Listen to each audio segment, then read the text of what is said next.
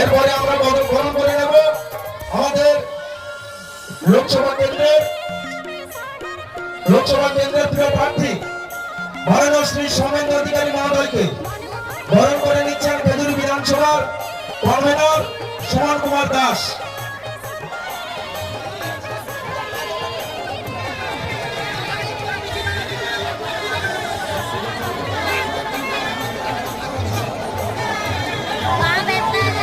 বরণ করে দেওয়া হচ্ছে আমাদের প্রিয় প্রার্থী সৌমেন্দ্র অধিকারী মহোদয়কে আমরা বরণ করে নিচ্ছি।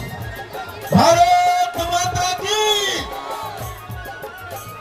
এখন আমরা বক্তব্য শুনে নেব।